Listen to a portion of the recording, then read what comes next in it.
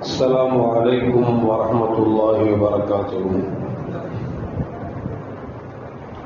الحمد لله رب العالمين، والصلاة والسلام على أشرف المرسلين وعلى آله وأصحابه وأزواجه وذرياته وأهل بيته أجمعين. أما بعد، فقد قال الله تعالى في القرآن العظيم وفي الفرقان المجيد: أعوذ بالله من الشيطان الرجيم، بفضل بسم الله الرحمن الرحيم. فاتقوا الله وأصلحوا ذات بينكم.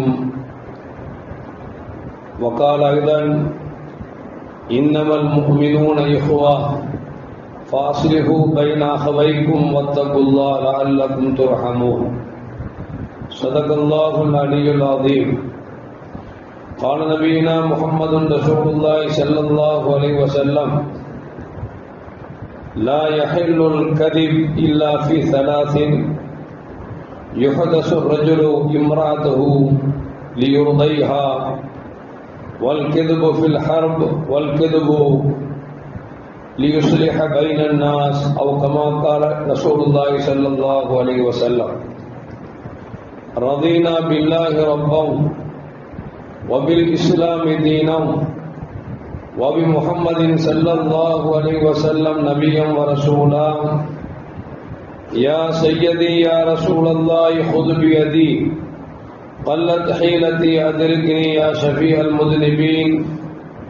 اللهم صل وسلم على رسولك سيدنا ونبينا مولانا محمد وعلى آل سيدنا محمد وبارك وسلم عليه.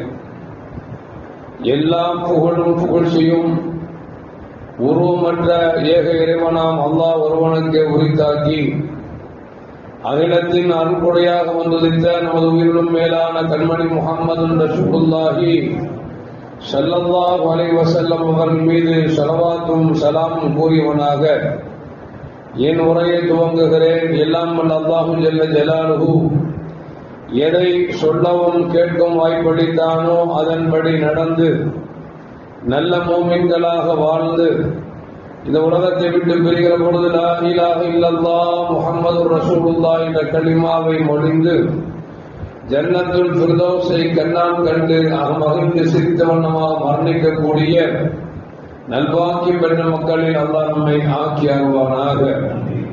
மரணித்தும் மரணிக்காத இறைநேசரின் கூட்டத்தில் அல்லாஹ் நம்மை ஆக்கி அருள்வானாக. நாளை மறுமையில கண்மணி முஹம்மது ரசூலுல்லாஹி ஸல்லல்லாஹு அலைஹி வஸல்லம் அவர்களின் திருக்கரங்களால் ஹவுதுல் கௌசர் என்கிற தடாகத்தில் நீர் பருகி அன்னாரின் ஷஃபாத்தை பெற்று அன்னாரின் கரம் பிடித்து ஜன்னத்துல் ஃபிர்தௌஸ் என்ற உயர்ந்த சுருக்கத்தில் அவர்களோடு இருக்கும் பாக்கியம் பெற்ற மக்களாக அல்லாஹ் நம்மை ஆக்கி அருள்வானாக. எல்லாவற்றுக்கும் மேலாக இறை அன்பை பெற்று இறைவனை பார்த்து பரவசம் அடையக்கூடிய அவருடைய லிக்காவையும் ரிதாவையும் பெற்ற மக்களில் அல்லாஹ் நம்மை ஆக்கி அருள்வானாக. அருமையான மூமின்களே, புனிதமான ஜும்மாவில் புனிதமான ஒரு செய்தியை நாம் பேச இருக்கிறோம். அது என்னவெனில், அல்லாஹு ஜல்ல ஜலாலுஹு படைத்த படைப்படங்களில் சிறந்த படைப்பாக மனித இனத்தை படைத்து உங்களுக்கு மத்தியில் அன்போடும் பாசத்தோடும் வாழுங்கள் என்பதற்காக, வாழ வேண்டும் என்பதற்காக நபிமார்களை அனுப்பி தந்து இப்படித்தான் வாழ வேண்டும் என்கிற போதனைகளை நாம் எல்லாம் கொடுக்கப்பட்டிருக்கிறோம். அந்த அடிப்படையில் பார்க்கிற பொழுது உலகத்தில் வாழ்ந்தவர்கள் யாரும் நிரந்தரமாக இருந்ததில்லை.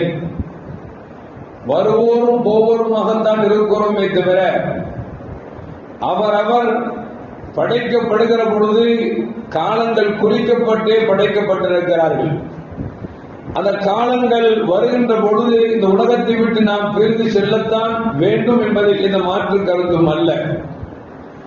அப்படி சொற்ப காலங்கள் கொடுக்கப்பட்ட வாழ்க்கையில் வாழுகிற பொழுது நமக்கு மத்தியில அன்போடும் பாசத்தோடும் வாழ வேண்டும் என்பதைத்தான் மார்க்கம் நமக்கு சொல்லி காட்டுகிறது.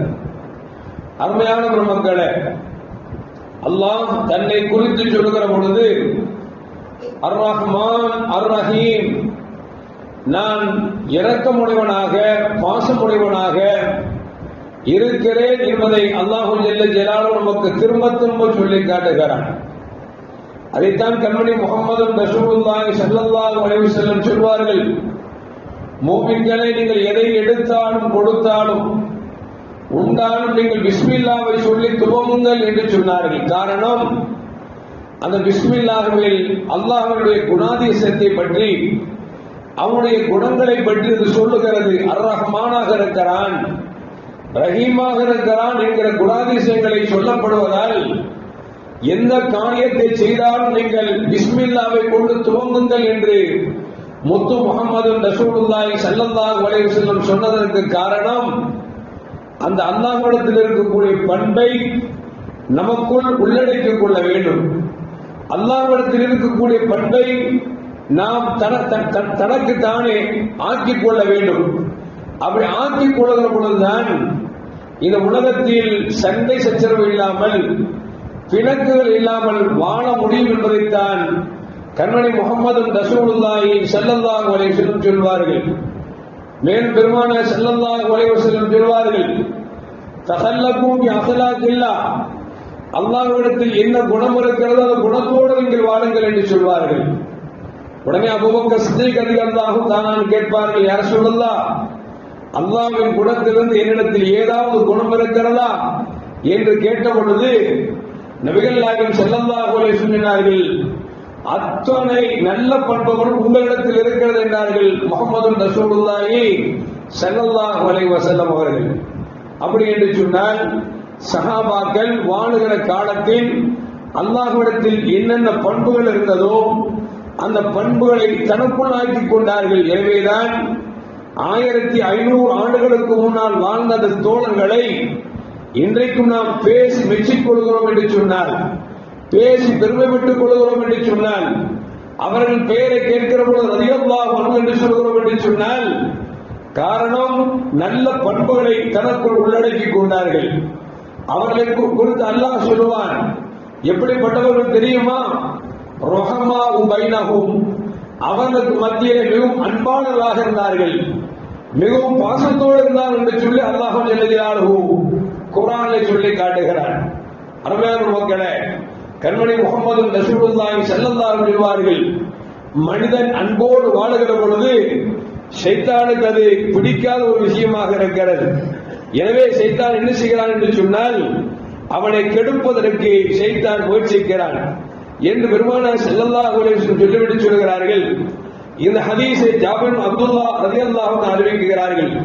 பெருமானார் ஸல்லல்லாஹு அலைஹி சொன்னாங்க, இன்ன இப்லீஸ் யலவ் அர்ஷஹு அலல் மா, தன்னுடைய இருப்பிடத்தை தண்ணீருக்கு மேல் அமைத்துக் கொண்டான். குடுகுடுவென்று இருக்க வேண்டுவதற்காக தண்ணீருக்கு மேல் தன்னுடைய சிம்மாசனத்தை அமைத்துக் கொண்டு அவன் தன் படைகளை அனுப்புவான். அப்படி அனுப்புகிற பொழுது கேட்பானாம், இன்றைக்கு யார் மிகப்பெரிய குழப்பத்தை ஏற்படுத்தியவர்கள் என்று கேட்பானாம். அப்பொழுது சென்ற படைகள் மீண்டும் வந்து சொல்வார்களாம், இன்னென்ன ஒரு மனிதன் தொழுது கொண்டிருந்தான், அவனை கெடுத்தோம், நோன்பு பிடித்திருந்தான், அவனை கெடுத்தோம், ஜகாத் கொடுக்க சென்றான், அவனை கெடுத்தோம் என்று சொல்லுகிற பொழுது தலைமை இப்லீஸ் ஷைத்தான் சொல்வானாம், இதெல்லாம் என்ன ஒரு பிரச்சனையா?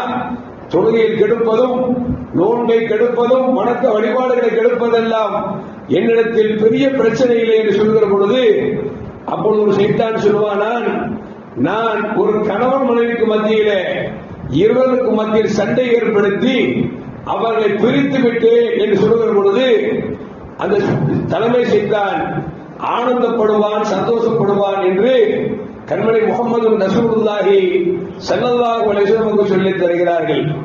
ஒரு கணவன் மனைவிக்கு மத்தியில் பிரிவினை ஏற்படுத்துகிறான் என்று சொன்னால் அதுவே ஷைத்தானுக்கு மிகப்பெரிய சந்தோஷம் என்று சொன்னால், மூமின்களுக்கு மத்தியிலே பிணக்குகள் ஏற்படுவது என்பது, மூமின்களுக்கு மத்தியில் சண்டை சச்சரவு ஏற்படுவது என்பது ஷைத்தானுக்கு அல்வா சாப்பிட்ட மாதிரி இருக்கும். அப்படிங்கிறது தான் இந்த ஹதீஸ் நமக்கு சொல்லி காட்டுகிறது. அருமையான மக்களே, அல்லாஹ் ஜல்ல ஜலால் சொல்வான், ஃபத்தகுல்லாஹ் வஅஸ்லிஹு ذات பைனிக்கும், அல்லாஹ்வை பயந்து கொள்ளுங்கள், உங்களுக்கு மத்தியிலே பிணக்கு வருகிற பொழுது நீங்கள் இணக்கத்தை ஏற்படுத்துங்கள் என்று சொல்லி அல்லாஹ் ஜல்ல ஜலால் ஒரு வசனத்திலே சொல்கிறான். இன்னொரு வசனத்தில் இப்படி சொல்லுவான், இன்னமல் முஃமினூன இஹ்வா, ஒவ்வொரு மூமின்களும் அவர் சகோதரர், இன்னொரு மூமினுக்கு சகோதரர் என்று சொல்லிவிட்டு அல்லாஹ் சொல்லுகிறான், ஃபஅஸ்லிஹு பைன அஹவைக்கும், உங்கள் சகோதரருக்கு மத்தியிலே மனக்கசப்பு ஏற்பட்டு விட்டால், சங்கடங்கள் ஏற்பட்டு விட்டால் உங்களுக்கு மத்தியிலே நீங்கள் ஒற்றுமை ஏற்படுத்துங்கள், அவருக்கு மத்தியிலே சண்டை சச்சரவை நீக்கி சகோதரத்துவத்தை ஏற்படுத்துங்கள். வத்தகுல்லாஹ், அல்லாஹ்வை பயந்து கொள்ளுங்கள், லஅல்லகும் துர்ஹமூன், அப்படி இணக்கம் ஏற்படுத்தும் மீது அவர்கள் அல்லாஹ்வுடைய ரஹ்மத்துக்கு சொந்தக்காரராகிறார்கள் என்பதை அல்லாஹ் ஜல்ல ஜலாலுஹு இன்னொரு வசனத்தில் இப்படி சொல்லி காட்டுகிறான். அருமையான மக்களே, அது மட்டுமல்ல, மேலும் இன்னொரு வசனம் அல்லாஹ் சொல்வான், லா கைர ஃபீ கஸீரின் மின் நஜ்வாஹும், நீங்கள் ரகசியமாக பேசி பேசி இருப்பதால் எந்த நலம் நடக்கப் போவதில்லை, மாறாக இஸ்லாஹிம் இல்லாமன் அமலபி சதகத்தின், தான தர்மம் கொடுப்பதை கொண்டு, நல்லதை ஏவுவதை கொண்டு, இஸ்லாஹிம் பைனன் நாஸ், பிணங்கியிருக்கக்கூடிய மக்களுக்கு மத்தியிலே இணக்கத்தை ஏற்படுத்துவதை கொண்டு நீங்கள் அல்லாஹ்விடத்திலே பொருத்தத்தை தேடுங்கள் என்று சொல்லி அல்லாஹ் சொல்கிறான் என்று சொன்னால், அருமையான மக்களே, நாம் நமக்கு மத்தியிலே கசப்பு இல்லாமல் வாழ வேண்டும். கசப்பை சைத்தான் ஏற்படுத்தினான் என்று சொன்னால், நமக்கு மத்தியிலே பிரிவினை ஏற்படுத்தினான் என்று சொன்னால், அந்த நேரத்தில் நடுநிலையாக இருந்து நாம் அவருக்கு மத்தியிலே யாரெல்லாம் பிரிந்தார்களோ, சண்டை சச்சரவு போடுகிறார்களோ, அவர்களுக்கு மத்தியில் அன்பை ஏற்படுத்துங்கள் என்று சொல்லி அல்லாஹ் சொல்லி காட்டுகிறார். அருமையான மக்களே, வஸ்லாத்தை பொறுத்தவரைக்கும் பொய் சொல்வது மார்க்கம் கூடாது என்று சொல்லுகிறது. ஏனென்று சொன்னால் நபிகள் நாயகம் ஸல்லல்லாஹு அலைஹி வஸல்லம் அல்-கிது யாக்குல் ஈமான், பொய் இருக்கிறதே ஈமானை தின்றுவிடும், கரித்துவிடும் என்றார்கள் பெருமானார் ஸல்லல்லாஹு அலைஹி வஸல்லம். சொல்லிவிட்டு சொல்வார்கள், எப்படி திங்கும் என்று சொன்னால், எப்படி நெருப்பிலே விறகை வைத்தால் நெருப்பு அந்த மரத்தை கரிக்கட்டையாக அது ஒன்றுமில்லாமல் ஆக்கிவிடுகிறதோ, சாம்பலாக ஆக்கிவிடுகிறதோ, அது போன்று பொய் ஈமானை தின்றுவிடும் என்று பெருமானார் ஸல்லல்லாஹு அலைஹி வஸல்லம் சொன்னார்கள். பொய் சொல்வது என்பது மார்க்கத்தின் அறவே ஆகமாக்கப்படாத செயல். ஆனால் இன்றைக்கு வாழ்க்கையில் பொய் சொல்லிக் கொண்டு வந்தோம். ஆனால் இன்றைக்கு வாழ்க்கையே பொய்யாக இருக்கிறது என்கிற செய்தியை நாம் மறுத்து பேச முடியாது. அந்த அளவுக்கு இன்றைக்கு பொய்கள் நடந்து விட்டது. அருமையான மக்களே, இஸ்லாத்தை பொறுத்த வரைக்கும் பொய் சொல்வது என்பது மார்க்கத்தில் கூடவே கூடாது. ஆனால் நபிகள் நாயகம் ஸல்லல்லாஹு அலைஹி வஸல்லம் 3 விஷயத்தில் பொய் சொல்லலாம் என்று மார்க்கம் நமக்கு விதிவிலக்கை தருகிறது. அஸ்மா பின்த் யஸீத் ரலியல்லாஹு தஆலா அன்ஹா அவர்கள் சொல்கிறார்கள், நபிகள் நாயகம் ஸல்லல்லாஹு அலைஹி வஸல்லம் பொய் சொல்வது மார்க்கத்தில் கூடாது, 3 விஷயத்தை தவிர என்று சொல்லிவிட்டு பெருமானார் ஸல்லல்லாஹு அலைஹி வஸல்லம் ஒரு கணவன் மனைவிக்கு மத்தியிலே பிரிவு ஏற்படுவது என்று சொன்னார், அவளுக்கு மத்தியிலே கசப்பு ஏற்படுவது என்று சொன்னால், அந்த கசப்பை போக்குவதற்கு 3வது மனிதர் சென்று அந்த கணவன் மனைவிக்கு மத்தியிலே பொய்யையும் புரட்டையும் சொல்லி அவர் இணைப்பதற்காக பொய் சொல்லலாம் என்று மார்க்கம் சொல்லி காட்டுகிறது. கணவன் மனைவிக்கு மத்தியில் சண்டை வந்து விட்டது, 2 பேர் பிரிந்திருக்கிறார்கள் என்று சொன்னால், ஒரு 3வது மனுஷன் போய் மனைவிட்ட போய் சொல்லுவாரு, ஏமா என்ன பிரிஞ்சே இருக்கிறீங்க, பேசாமே இருக்கிறீங்க, உன்னை நினைச்சு அவர் சாப்பிடாம இருக்காரு, உன்னை நினைச்சு அவர் தூங்காம இருக்காரு, யார் பார்த்தாலும் இதையே பேசிட்டு இருக்காரு அப்படின்னு சொல்லுகிற பொழுது மனைவிக்கு கொஞ்சம் இரக்கம் வரும். உண்ணாமல் இருக்கிறாரா, தூங்காமல் இருக்கிறாரா, எப்படியாவது பேசிவிடலாம் என்கிற எண்ணம் வரும். இதெல்லாம் பெருமானார் சொல்றாங்க, அவர் உண்மையிலே நல்லா உண்ணிட்டு இருப்பாரு, நல்லா தூங்குவாரு, இதை பத்தி கவலையே பட்டு இருக்க மாட்டாரு.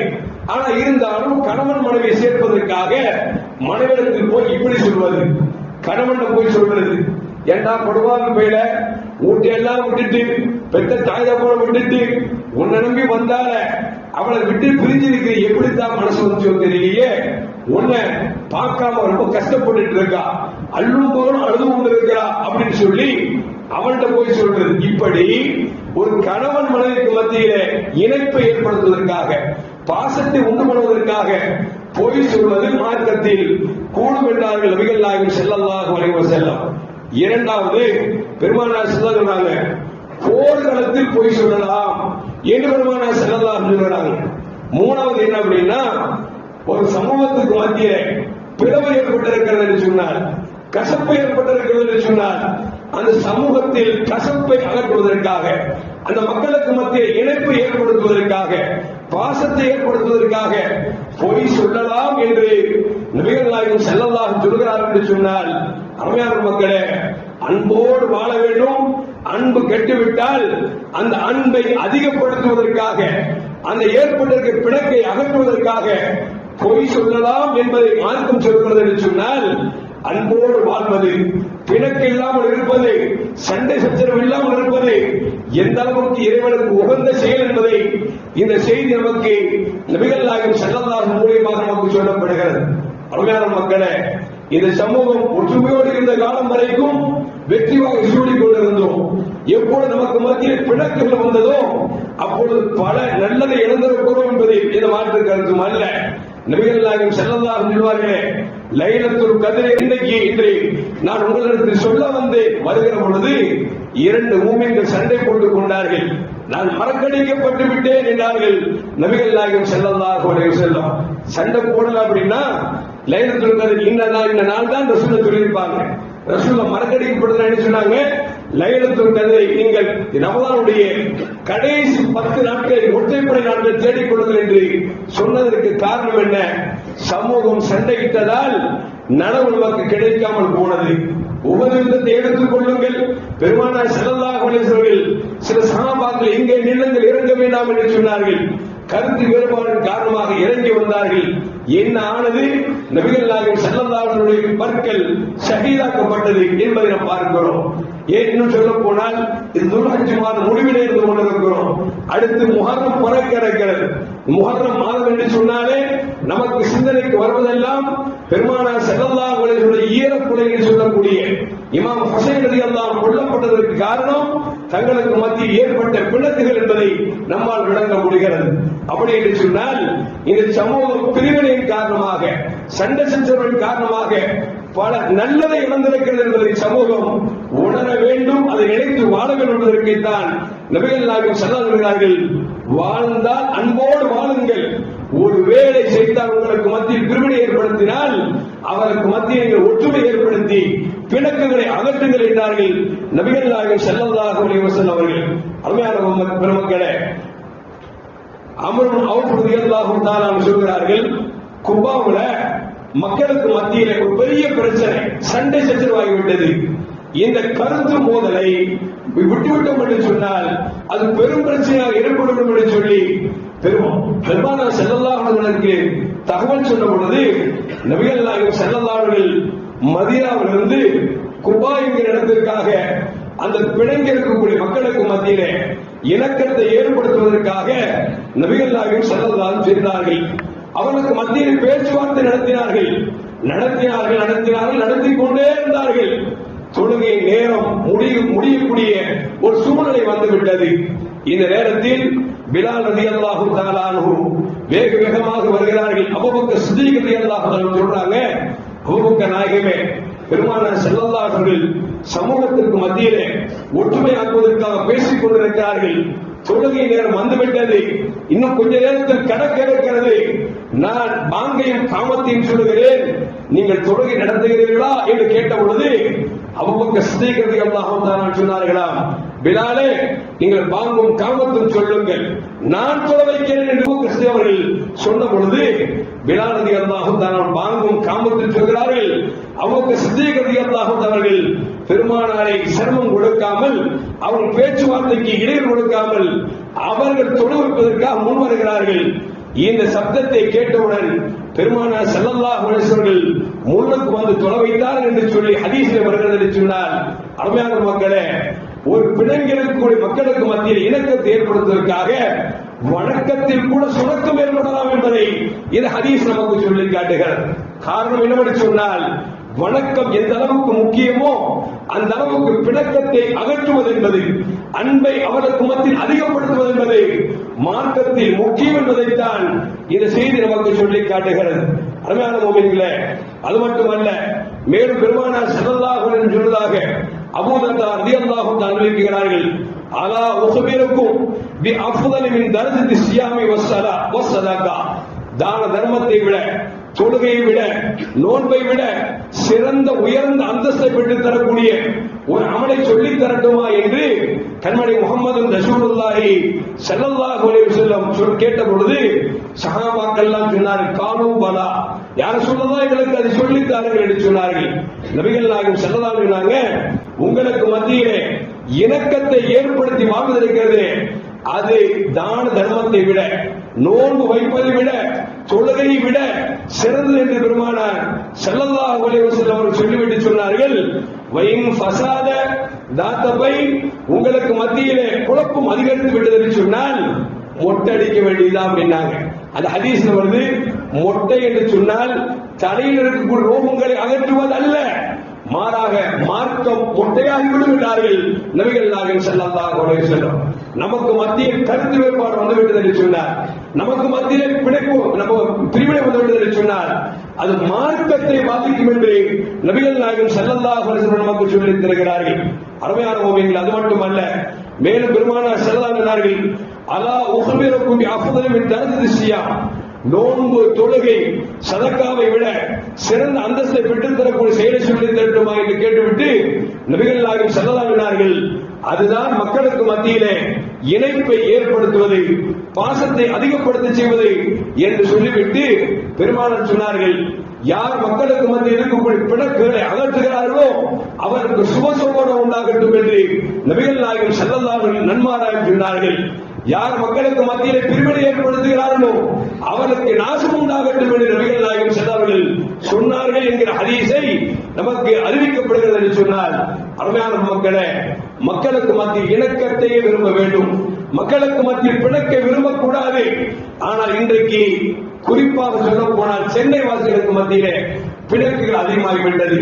கடைக்கு போய் டீ குடிச்சிட்டு இருப்போம், 2 பேர் சண்டை போடுவான், என்னன்னா ஒரு பிரச்சனை இருக்க, இவன் கையை அவன் கையில மேலப்பட்டிருக்கும், கண்ணடியான்னு கேட்பான், உடனே இவன் சொல்லுவான் அசிங்கமா வார்த்தை சொல்லிட்டு, ஏன்னா வளர்ந்து தள்ளி போக மாட்டியான்னு கேட்பான். 2 பேரும் பேசுவாங்க, அப்படி உச்சகட்டமான பேச்சு வரும். 3 ஆள் இருப்பான், என்ன பேசிட்டே இருக்கிறானே, அடிக்க மாட்டானே அப்படிம்பான். ஏன்னா இவன் அடிச்சுக்கிட்டா அவனுக்கு சந்தோஷம். இப்படி மனநிலை மாறிவிட்டது. அல்லாஹ் காப்பாற்றணும். ஒருவேளை அவன் அடிக்கிற பொழுது கத்தி வச்சிருந்தான்னு வச்சுக்கலாம், மாத்தி மாத்தி கூத்த நேரத்துல அடிச்சுக்கிட்டா நல்லது நினைச்சா பாருங்க, அவன் மேல பட்டுச்சு வச்சுக்க என்ன ஆகும், பேப்பர்ல போடுவான். 2 பேர் சண்டை போட்டதில் 3வது பார்த்து ரசித்துக் கொண்டிருந்தவர் கொலை செய்யப்பட்டார் அப்படிமா. நமக்கு தேவையா? ஸல்லல்லாஹு சொல்றாங்க, 2 பேர் சண்டை போடுறானா மனசுக்குள்ள இருக்கணும், அல்லாஹ்வே இவன் சண்டை போனா மாத்தி இல்லையா, அவன்கிட்ட போய் சொல்றான், என் தம்பி தெரியாம கைப்பட்டுச்சுப்பா, இதுக்கு போய் டென்ஷன் ஆகுறியாப்பா, போப்பா தம்பி அப்படின்னு சொன்னா சண்டை விலக்கி விட்டால் அவனுக்கு சுபசோபனம். யார் சண்டை வரமாட்டுதே, அடிச்சுக்க மாட்டான்னு விரும்புறானே, அவன் மீது நாசம் உண்டாகட்டும் என்று நபிகள் நாயகம் ஸல்லல்லாஹு அலைஹி வஸல்லம் நமக்கு சொல்லி காட்டுகிறார்கள். அது மட்டுமல்ல, அருமையான முஃமின்களே, அப்படி இருவருக்கு மத்தியில் பிணக்கு ஏற்பட்டு யார் இணக்கத்தை ஏற்படுத்துகிறார்களோ அவனுக்கு அல்லாஹ் ஜல்ல ஜலாலுஹு நாளை மறுமையிலே தன்னுடைய அல்லாஹ்வுடைய வலது பக்கத்தில் ஒரு ஒளியாலான மெம்பரை அமைக்கிறார். அந்த மெம்பர் யாருக்கு என்று சொன்னால், மக்களுக்கு மத்தியில் பிணக்கை அகற்றி அன்பை ஏற்படுத்துகிறாரே அவருக்கு என்றார்கள் நபிகள் நாயகம் ஸல்லல்லாஹு அலைஹி வஸல்லம். அப்படி என்று சொன்னால், அருமையான மக்களே, அன்போடு வாழ வேண்டும், பிணக்கு இருக்கக்கூடாது, பிணக்கு ஏற்பட வேண்டும் ஆசிக்க கூடாது, பிணக்கை ஏற்படுத்தவும் கூடாது. சொல்றாங்கல்ல, 1-9 திரிச்சு சொல்றான். சில பேர் இருப்பாங்க, நாம ஏதாவது ஒண்ணு பேசணும்னா அது இன்னொரு ரீதியில நினைச்சிருக்கிறது, மக்களுக்கு மத்தியில் பிரச்சனை உண்டு பண்றது. ஸல்லல்லாஹு இவனுக்கு நாசம் உண்டாகட்டும் என்று நபிகள் நாயகம் ஸல்லல்லாஹு அலைஹி வஸல்லம் சொல்லி தராங்க. அருமையான முஃமின்களே, ஸல்லல்லாஹு வீட்டுக்குள்ள இருக்கிறாங்க. ஸல்லல்லாஹு வீடு பள்ளிவாசல் விட்டு அப்படின்னா ஒரு மாசம் தான், கரையை நீக்கினா பள்ளிவாசல், கரையை மூடிட்டா வீடு, ரசூலோட வீடு. ரசூல் வீட்டுக்குள்ள உட்கார்ந்து இருக்கிறாங்க.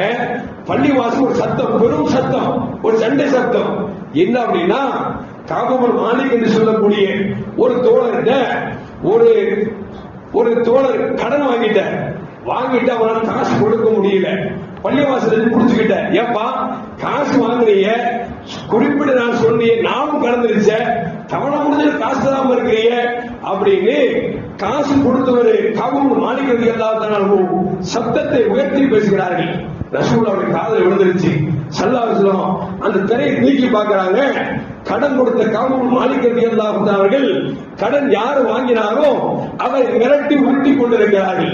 ஸல்லல்லாஹு பார்த்து சொன்னாங்க, ரசூல் சொன்னாங்க, கையை காமிச்சு கவுன் மாளிகை அவங்க கொடுக்க முடியல, பாதியை சரக்கு பண்ணிருங்க, விட்டு கொடுத்துருங்க அப்படின்னு சொன்னாங்க. ரசூலுல்லாஹ் நீங்கள் சொன்னபடி நான் கட்டுப்படாமல் இருக்க போகிறேன்னா கொடுத்த பணத்தில் அவர் கொடுக்க முடியாவிட்டாலும் கூட பாதியை கொடுக்கட்டும் என்று சொல்லும் பொழுது ஸல்லல்லாஹு அலைஹி வஸல்லம் கடன் வாங்கணும்னு சொன்னாரு. எப்பா பாதி தள்ளுபடி ஆயிடுச்சா இல்லையா, பாதிவால் கொடுப்பா அப்படின்னு ஸல்லல்லாஹு ரெண்டு பேருக்கு மத்தியில் இணக்கத்தை ஏற்படுத்தினார்கள் என்று ஹதீஸில் வருகிறது.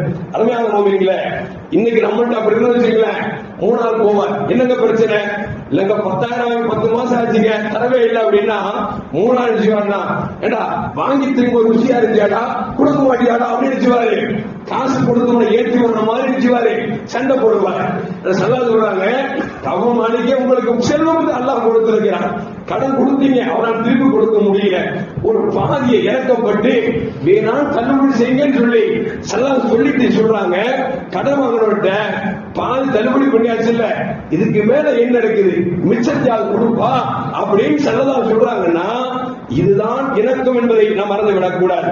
அருமையான மோமின்களே, அது மட்டுமல்ல, ஸல்லல்லாஹு சொல்வாங்க, திங்கட்கிழமை வியாழக்கிழமை, இந்த திங்கட்கிழமை வியாழக்கிழமை இருக்கிற சொர்க்கத்தின் வாசல்கள் திறக்கப்படுகிறது என்றார்கள் நபிகள் நாயகம் ஸல்லல்லாஹு அலைஹி வஸல்லம். அதனால்தான் திங்கட்கிழமை வியாழக்கிழமையும் நோன்பு நோக்க வேண்டும் என்று நபிகள் நாயகம் ஸல்லல்லாஹு அலைஹி சொன்னாங்க. இன்னும் சில பேருக்கு டவுட்டா இருக்கும், திங்கட்கிழமாவும் வெள்ளிக்கிழமராவும் அதுக்கு தர்கா திறந்து வச்சிருப்பாங்க. ஏன் திங்கட்கிழமராவும் திறந்து வைக்கிறாங்க, வெள்ளிக்கிழமராவும் திறந்து வைக்கிறாங்க? இதான் காரணம். என்ன, சொர்க்கத்தின் வாசல் திறக்கப்படுகிறது. அந்த நேரத்தில் பாவிகளின் பாவங்கள் மன்னிக்கப்படுகிறது. 2 பேரை தவிர யார் பிணங்கிக் கொண்டார்களோ, யார் சண்டையிட்டுக் கொண்டார்களோ இவர்களின் பாவங்கள் மன்னிக்கப்படாது என்று நபிகள் நாயகம் ஸல்லல்லாஹு அலைஹி வஸல்லம் நமக்கு சொல்லித் தருகிறார்கள். அருமையான மோமின்களே, ஒரு அழகான ஒரு நிகழ்வு. இந்த நிகழ்வை அனஸ் பின் மாலிக் ரலியல்லாஹு அன்ஹு சொல்றாங்க, நபிகள் நாயகம் ஸல்லல்லாஹு அலைஹி வஸல்லம் எங்களோடு இருந்தார்கள். ஜலஸ இதா ஐனாஹு வதிக்க ஹத்தா பதல் சனாயாஹு. எங்களோட ரசூலுல்லாஹ் உட்கார்ந்து இருந்தாங்க, திடீர்னு சிரிச்சாங்க. சிரிச்சா கடவா பல்லாம் தெரிகிற அளவுக்கு ஸல்லல்லாஹு தன்னந்தானே சிரிக்க ஆரம்பிச்சாங்க. தன்னந்தானே ரசூலுல்லாஹ் சரி, பொதுவா ரசூலோட பழக்கம் அப்படின்னா புன்னகை மட்டுமே பூப்பார்கள், கடவாய் பற்கள் தெரிகிற அளவுக்கு சிரிக்க மாட்டாங்க. அப்ப சிரிச்சாங்கன்னா விரல் விட்டு சொல்லிடலாம், இந்த அன்னைக்கு அப்படின்னு விரல் விட்டு சொல்ற அளவுக்கு சொற்ப நேரத்தில் சிரிச்சிருக்கிறாங்க. அனசத்தேன் சொல்றாங்க, உட்கார்ந்து இருந்தாங்க, திடீர் ரசூலுல்லாஹ் சிரிச்சாங்க. எந்த அளவுக்கு கடவாப்பால் தெரிகிற வரைக்கும் ஸல்லல்லாஹு சிரிச்சாங்க. இதை பார்த்த சஹாபாக்கள் கேட்டாங்க, சஹாபாக்கள்ல உமர் கேட்டாங்க, என் தாயும் தந்தை உங்களுக்கு அர்ப்பணமாகட்டுமாக என்று சொல்லிவிட்டு சொன்னாங்க, யார சொல்லலாம் சிரிச்சதுக்கு காரணத்தை சொன்னா நாங்களும் சேர்ந்து சிரிக்கலாமே அப்படிங்கிற அடிப்படையில சிரித்ததற்கு காரணம் சொல்லுங்கள் என்று சொன்னார்கள். நபிகள் நாயகம் ஸல்லல்லாஹு சொன்னாங்க, ரஜுலானி மின் உம்மத்தி, என் உம்மத்துல 2 பேரு அல்லாஹ்வுக்கு முன்னால முட்டு போட்டு நிக்கிறாங்க, மறுமையில முட்டு போட்டு நிப்பாங்க. அப்படி நிக்கும் பொழுது ஒரு ஆள் சொல்வாரு, யா அல்லாஹ் அந்த நிக்கிறான் பாரு அவனை புடி, ஏன்னா எனக்கு நிறைய துரோகம் செஞ்சு இருக்கான், எனக்கு நிறைய தர வேண்டியது இருக்கு, அவனை புடிச்சு விடாத அப்படின்னு சொல்லுகிற பொழுது அல்லாஹ் ஜல்ல ஜலாலுஹு சொல்வானா, எப்பா அவன்கிட்டயே ஒரு நன்மையும் இல்லையே, அப்படி இருக்குமா அவன் புடின்னு சொல்றியே, அவன் புடிச்சு போட்டு என்னத்தை வாங்கி தர முடியும், ஒண்ணுமே இல்லாம இருக்கிறானே அப்படின்னு அல்லாஹ் செய்வானா சொல்லுவானா. அந்த மனுஷன் சொல்லுவானா, அவன்கிட்ட இல்லாட்டா என்ன, அவங்க அத்தா அம்மா இருக்காருல்ல அவங்க நன்மை பிடிக்க கூட அப்படின்னு சொல்லி அந்த மனுஷன், பாதிக்கப்பட்ட மனுஷன் சொல்லுகிற பொழுது அல்லாஹ் ஜல்ல ஜலாலுஹு சொல்வானா, என்ன இப்படி இவ்வளவு அவசரப்படுற, ஏன் இவ்வளவு ஆதங்கப்படுற அப்படின்னு சொல்லிட்டு உன் தலையை தூக்கி பாரு அப்படிமானா. அந்த பாதிக்கப்பட்ட மனிதன் தலையை தூக்கி பார்க்கிற பொழுது ஒரு அழகான மாளிகை, தங்கத்தால் வைரத்தால் வைடூரியத்தால் செய்யப்பட்ட ஒரு அழகான மாளிகை பார்த்து விட்டு அவன் கேட்பானா, யா அல்லாஹ் இது யாருக்கு, இது நபிமார்களுக்கு உள்ளதா அது சித்திகங்களுக்கு உள்ளதா, சுகதாக்களுக்கு உள்ளதா, அது இது கிடைக்கிற அளவுக்கு உலகத்தில் யார் தானம் செய்தார் என்று கேட்கிற பொழுது அல்லாஹ் சிரிச்சே சொல்லுவானா, வேறு யாருக்கும் இல்லப்பா, அது உனக்குத்தான் அப்படிமானா. எனக்கா இவ்வளவு பெரிய மாளிகை அப்படின்னு அல்லாஹ் சொல்லுவானா, உனக்கு தான். எப்ப தெரியுமா? எவனை குடின்னு சொல்லையோ, எவனை வந்து நரகத்தில் தள்ளுன்னு சொல்லையோ அவனை மன்னிச்சுட்டா உனக்கு இந்த மாளிகை இருக்கிற ரப்பே, இந்த மாளிகைக்கு பிறகு எனக்கு என்ன வேண்டும், நான் மன்னித்து விட்டேன் என்று சொல்கிற பொழுது அல்லாஹ் சொல்லுவானா, எவனை நரகத்துக்கு தள்ள சொல்லையோ, குற்றவாளி கூண்டில் பிடிக்க சொல்லையோ அவன் கையை முடிச்சு சொல்றதுக்கு போவா அப்படின்னு அல்லாஹ் சொல்லுவான். இதை பார்த்து சிரிக்கிறேன் என்றார்கள் நபிகள் நாயகம் ஸல்லல்லாஹு அலைஹி வஸல்லம். அருமையான மக்களே, நாம் ஒரு உலகத்தை நேசிக்கிறோம் என்று சொன்னார், அந்த நேசத்திற்கு மத்தியிலே செய்தான் பிணக்களை ஏற்படுத்ததான் செய்வான், சண்டை சச்சரவை தரதான் செய்வான், மனக்கசப்புகளை ஏற்படுத்துவான். அந்த நேரத்தில் மன்னிப்போம் மறப்போம் என்கிற ரீதியை நாம் சென்றுவிட்டோம் என்று சொன்னால் எந்த நண்பனை வெறுக்கிறோமோ அவனோடு சொர்க்கத்துக்கு செல்லாம் என்பதை நபிகள் நாயகம் ஸல்லல்லாஹு அலைஹி வஸல்லம் தருகிறார்கள். அருமையான மக்களே, ஒரு செய்தி, பெருமானார் ஸல்லல்லாஹு அலைஹி வஸல்லம் 35 வயது இருக்கும் அந்த நேரத்தில் மக்காவோட ஒரு பிரச்சனை என்ன அப்படின்னா, ஹஜ்ருல் அஸ்வத் கண்டு ஒரு உயரமான இடத்தில் இருக்கிறது, அதை காபாவுக்குள் வைக்க வேண்டும், யார் வைப்பது என்கிற பிரச்சனை, பெரும் பிரச்சனை. பெரும் சிறந்தவர்கள் சொல்றாங்க, எங்கள்கிட்ட கோடி கோடியா இருக்கியா, நான் தான் வைப்பேன் அப்படிங்கிறான். சில குடும்பம் உயர்ந்த குடும்பம், பேர் போன குடும்பம், எங்க குடும்பம் பெரிய குடும்பம், நாங்க தான் வைப்போங்கிறாங்க. இப்படி பல குடும்பங்கள் அந்த ஹஜ்ருல் அஸ்வதை கல்லை எடுத்து காபாவுக்குள் வைக்க வருவதற்காக சண்டையிட்டுக் கொள்கிறார்கள். கொஞ்சம் விட்டுவிட்டால் அம்பும் கத்தியும் கப்ராவும் பாயும் போல இருக்கிறது. அவ்வளவு மோசமான சூழ்நிலை. இந்த நேரத்தில் அங்க மக்களுக்கு குஃபார்கள் எல்லாம் என்ன செய்கிறார்கள் என்று சொன்னால் ஒரு ஆலோசனை செய்யறாங்க. என்ன அப்படின்னா, நாளைக்கு காலையில ஃபஜ்ருக்கு யாரு காபாவுக்கு முதலாக வருகிறார்களோ அவனுக்கு ஒப்படைத்து விடலாம் என்று சொல்லி ஒரு அபூமையாயிரம் முகைரா என்று சொல்லக்கூடிய ஒரு மனுஷன் சொல்லிட்டு அங்க முக்கியஸ்தர்கள் எல்லாம் அப்படி உட்கார்ந்து எதிர்பார்த்து கொண்டிருக்கிறாங்க, காபாவுக்கு யார் வர்றாங்கன்னு சொல்லி. பார்த்தா முகமது ஸல்லல்லாஹு அலைஹி வஸல்லம் காபாவுக்கு முதலாக வருகிறார்கள். சல்லாசம் பாத்தீங்கன்னா பாப்பாவும் கிடையாது, உமாவும் கிடையாது, அனாதை உயர்ந்த குடும்பம், நான் தான் வைப்பேன் அப்படிங்கிற இடத்துல அனாதை கொண்டு வைக்க விடுவாங்களா? சல்லல்லாஹு உள்ள வந்த உடனே திருப்பம் முடிவாயிடுச்சு, இது முகமது தான் வைக்கணும் அப்படின்னு சொல்லி முடிவாகி விட்டது. சல்லல்லாஹு பார்க்கிறாங்க, மக்கள் எல்லாம் கொந்தளித்துக் கொண்டிருக்கிறார்கள், நான் தான் தூக்கி வைப்பேன், நான் தான் தூக்கி வைப்பேன் அப்படின்னு போராடிட்டு இருக்கிறாங்க, பிரச்சனை பண்ணிட்டு இருக்காங்க.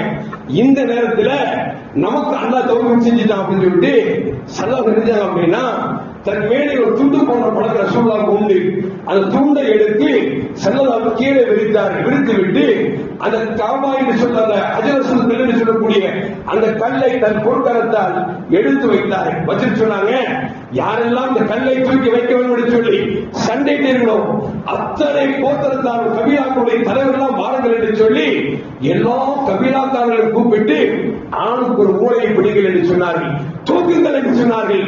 எல்லோரும் தூக்கினார்கள்.